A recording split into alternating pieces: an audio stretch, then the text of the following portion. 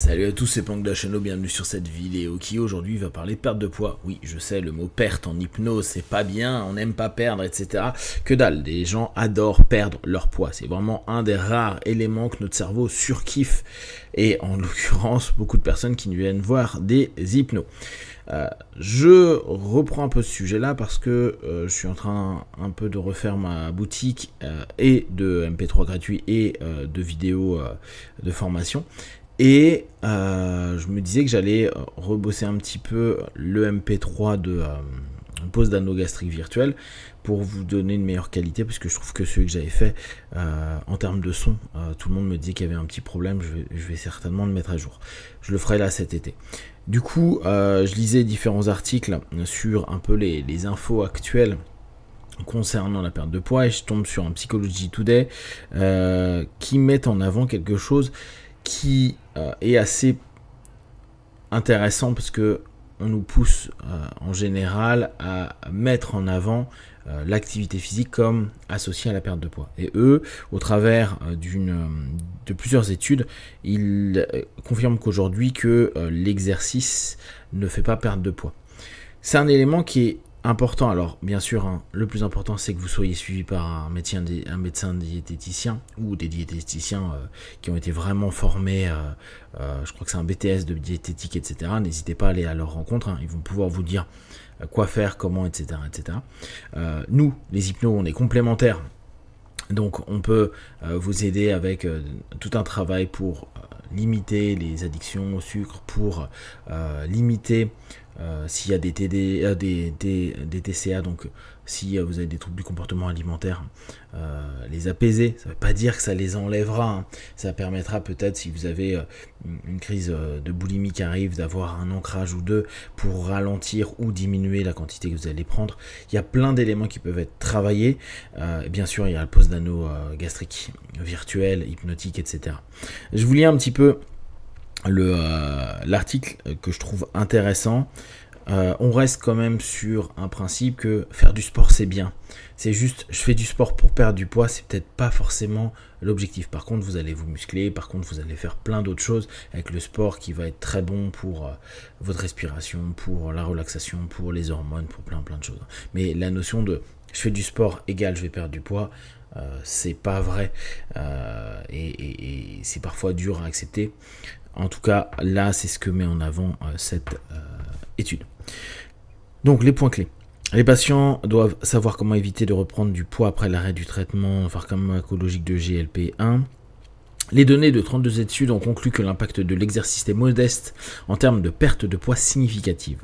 Les restrictions caloriques est la seule intervention diététique scientifiquement prouvée qui permettra de perdre du poids. D'accord ? In-out, toujours la même chose, ce que j'ingurgite et ce qui sort. Donc on avait fait l'association à se dire, bon bah, vu que tu perds plus de poids en faisant du sport, ça devrait être ok. Mais c'est pas si simple que ça. Le débat est en cours sur l'effet spécifique, ainsi que sur l'ampleur de cet effet de l'activité physique ou de l'exercice sur la perte et le maintien du poids. Cette question est particulièrement pertinente pour les patients ayant perdu du poids après un traitement standard utilisant les nouveaux médicaments anti-GLP-1. Alors, je crois que c'est tout ce qui est Wegovy et tout ça, mais j'ai pas envie de vous dire de bêtises. En tout cas, je pense que c'est la nouvelle mode associée à ces antidiabétiques qui modifie cette molécule-là. Les médecins doivent savoir comment aider leurs patients à éviter de reprendre du poids perdu après l'arrêt du traitement pharmacologique. Et c'est là où, une fois de plus, si vous avez tout un suivi au niveau de votre perte de poids, si c'est un objectif que vous avez, c'est super, vraiment, n'hésitez pas, mais une fois de plus, je vous rappelle, allez vous associer avec des spécialistes de la discipline, et l'hypnose peut vous aider sur les éléments a posteriori. Parfois la perte de poids se passe très bien, et le grand principe qui ennuie beaucoup de gens, c'est j'ai perdu 25 kilos et j'en ai repris 20, les effets yo-yo. Et là, l'hypnose peut vous aider. L'anneau gastrique virtuel peut aussi être un plus. C'est un des outils, hein, vous n'arrêtez pas là-dessus, il y a plein de choses sympas. D'ailleurs, n'hésitez pas, sur Hachedon MP3 Hypnose, j'ai plein de choses sur l'accompagnement pour les personnes qui veulent se sentir mieux dans le corps. Donc, Doivent-ils privilégier l'exercice ou la restriction calorique? Les patients trouvent généralement ces deux approches difficiles à maintenir à long terme. Les médecins souhaitent donc leur proposer l'option la plus efficace. Ça, c'est une remarque particulièrement utile. C'est vrai que c'est toujours la même chose. Quand on est motivé à quelque chose, le poids ou le maintien de son poids de forme, à un moment donné, vous avez votre poids de forme, bravo.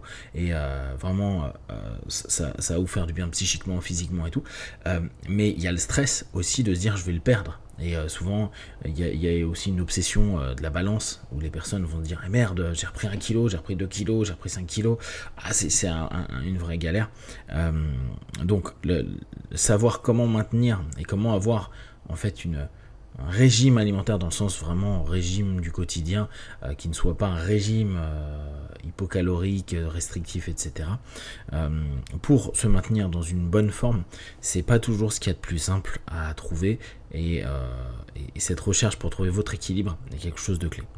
Dans une revue de 32 essais contre les randomisés, portant sur un total de 4774 participants obèses, de 2021, la perte de poids moyenne des personnes pratiquant régulièrement une activité physique par rapport aux témoins sans activité physique était faible, seulement environ de 2 kg. Des enquêtes nationales montrent que 43% des Américains présentent un surpoids d'au moins 10 à 15 kg. Les auteurs ont conclu que l'impact de l'exercice physique était modeste en termes de perte de poids cliniquement significatif. Les données actuelles indiquent que, bien que l'exercice soit important pour la santé cardiovasculaire et osseuse, elle ne constitue pas un moyen efficace de perdre du poids de manière significative. Je pense que vous l'avez déjà vu, déjà lu, etc.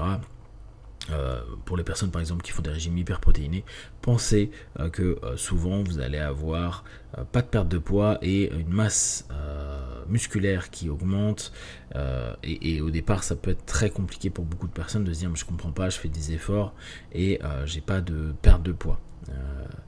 Parce qu'ils vont faire beaucoup de sport, parce qu'ils prennent de la protéine, etc. Et parfois il y a ce substitut-là. Mais là encore, ça dépend de votre corps, ça dépend de plein d'éléments. Donc, faites-vous suivre. Pourquoi ne peut-on pas perdre du poids en faisant de l'exercice? La dépense énergétique n'est pas linéaire. Ça, c'est vraiment intéressant. Une activité physique accrue n'entraîne pas nécessairement une dépense calorique quotidienne plus importante, ni une perte de poids plus importante. C'est pourquoi la plupart des personnes qui font de l'exercice perdent moins de poids que prévu pour un effort donné. Pourquoi? Notre corps a développé des mécanismes compensatoires complexes pour équilibrer l'énergie nécessaire à la contraction musculaire avec celle disponible pour d'autres processus biologiques essentiels. De plus, les muscles ont évolué pour être efficaces et éviter de gaspiller trop de précieuses calories. Pensez bien, quand on était en méga galère et qu'il fallait chasser ou autre, notre corps et notre cerveau ont mis en place des choses pour pas qu'on ne puisse plus avoir de muscles du tout ou plus du tout de capacité, parce que sinon on chasserait plus du tout. On parle à l'époque. Il y a 2-3 ans, pas plus. De plus, les muscles ont évolué pour être efficaces et éviter de gaspiller trop de précieuses. Des études ont montré que notre corps compense automatiquement, avec quelques variations individuelles bien sûr, pendant l'exercice et retient au moins un quart des calories que nous pourrions espérer dépenser. Ça, je ne l'avais pas lu avant. Alors c'est vrai que c'est pas forcément sur un sujet sur lequel je me plonge régulièrement. Mais pour les personnes qui aujourd'hui ont des montres qui scannent globalement combien de calories ils perdent quand ils marchent, quand ils font ci, quand ils font ça, c'est intéressant de vous dire ok, j'enlève un quart du chiffre qui m'est proposé là. En résumé, notre corps a développé des mécanismes pour nous protéger d'un gaspillage d'énergie excessif qui pourrait s'avérer crucial dans notre survie. Notre cerveau et nos organes reproducteurs consomment un pourcentage important de notre apport calorique quotidien. Malheureusement, ces compensations biochimiques et ces priorités évolutives sont devenues inadaptées pour l'homme moderne qui consomme beaucoup trop de calories chaque jour et ne parvient systématiquement pas à les brûler par l'exercice. Votre biochimie a évolué pour vous empêcher de gaspiller de l'énergie avec l'exercice. Ce qui est hyper cohérent. Là encore, ça ne veut pas dire qu'il ne faut pas faire d'exercice. Parce que ceux qui détestent faire de l'exercice vont dire pourquoi tu veux que j'en fasse? Comme ils le disent, niveau cardio, niveau osseux, niveau musculaire, c'est quand même extrêmement important. Une étude récente a recueilli des données auprès de 1754 adultes ayant bu de l'eau doublement marquée contenant des isotopes permettant aux chercheurs de déterminer le nombre de calories brûlées par jour. Les chercheurs ont également surveillé leur composition corporelle et leur dépense énergétique de base. Cette dépense représente le nombre de calories qu'une personne brûle simplement en étant en vie. Je crois que pour les hommes, ils disent en général entre 2000 et 2100, et je crois que pour les femmes, entre 1008 et 2000. À peu près, hein, c'est souvent ce qu'on voit sur les infos. Les chercheurs ont soustrait l'énergie de base consommée de la dépense énergétique totale afin d'obtenir une approximation de la dépense énergétique liée à l'activité physique et d'autres mouvements comme la station debout, la position assise et la marche. Comme prévu, plus de mouvements entraînent une dépense énergétique accrue. Ça, on est d'accord. Cependant, les données ont révélé un résultat surprenant. Chaque personne pratiquant une activité physique n'a pas brûlé autant de calories que prévu. La plupart des sujets n'ont brûlé qu'environ 72% des calories supplémentaires attendues compte tenu de leur niveau d'activité. La compensation était encore plus importante chez les adultes obèses. Alors en plus, vous savez que dès que vous rentrez dans l'obésité, vous avez votre corps qui a créé plein de résistances diverses. C'est pour ça que c'est difficile pour beaucoup de personnes obèses dans un premier temps de perdre du poids et que ils peuvent en plus avoir cette facilité à reprendre. Donc restez focalisez sur ce que vous voulez. S'il y a des moments down, il y a des moments down, c'est pas grave. Là encore, vous pouvez consulter des hypnos qui peuvent vous aider à ce moment-là, ou autres, hein, sophro, prenez des personnes qui vous aident, parce que c'est des moments qui peuvent être difficiles pour vous. Leur organisme avait tendance à réduire de 50% ou plus le nombre réel de calories brûlées par exercice. Imaginez quelqu'un qui se dit tiens, j'ai brûlé 500 calories en faisant mon HIIT plus ceci plus cela, et en fait il en a brûlé que 250. Donc c'est normal que ce soit complexe et difficile. Alors, étant donné que vous travaillez contre l'évolution, comment pouvez-vous vous débarrasser de ces kilos en trop? La réponse a été démontrée lors d'une émission télévisée autrefois populaire. L'entraîneur de l'émission The Biggest Loser sur NBC affirmait autrefois que faire plus d'exercice suffisait à perdre du poids, ce qui on voit maintenant est faux. Après avoir accompagné des personnes gravement obèses pendant de nombreuses années, Bob Harper a conclu que l'exercice n'était pas la solution. L'alimentation était primordiale. La plupart de ses clients sont devenus obèses. Rendez-vous dans n'importe quelle salle de sport ou spa et vous constaterez que des personnes qui font de l'exercice conservent une quantité importante de graisse corporelle recouvrant leurs muscles, même lorsque ces derniers se développent et se renforcent. D'accord, le renforcement et développement important.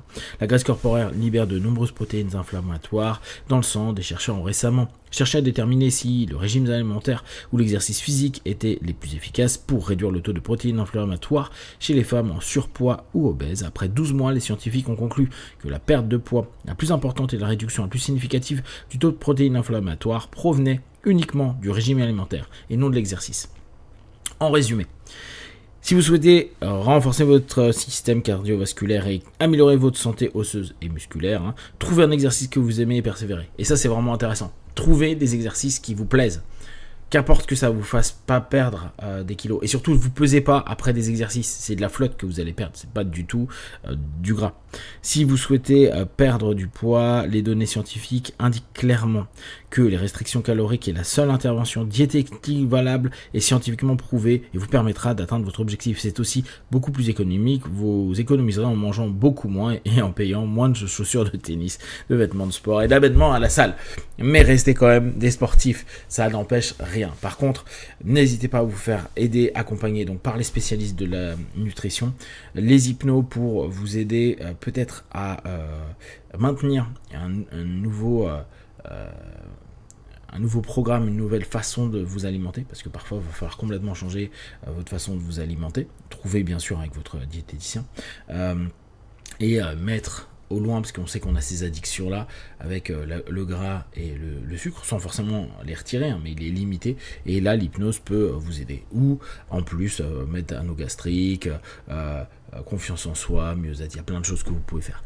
Si vous avez des questions et des remarques sur ce sujet, je sais qu'il est particulièrement important, et que là c'est qu'un point de vue, vous lirez tout, et l'inverse sur internet, ça on le sait très très bien, et avec les diététiciens, ils vont pas être tous d'accord, mais le in-out, je crois qu'à peu près 100% de tout ce que j'ai lu depuis des années est complètement ok dessus. Maintenant, des coachs sportifs vont vous dire, ouais mais si, il faut quand même faire du sport. Pour l'instant, en tout cas sur ces méta-analyses, c'est pas le cas. N'hésitez pas donc à partager vos feedbacks, vos retours, vos tests, et peut-être qu'on pourrait même se refaire un groupe comme j'avais fait il y a des années à nos gastriques virtuels. On s'était fait un groupe pour les personnes qui veulent perdre du poids, et on tente de faire au travers de l'hypnose et en plus de ce que vous faites un ensemble d'éléments. Ne prenez que ce qui est moins juste pour vous, tester, observer, analyser et conclure. Be one, ciao.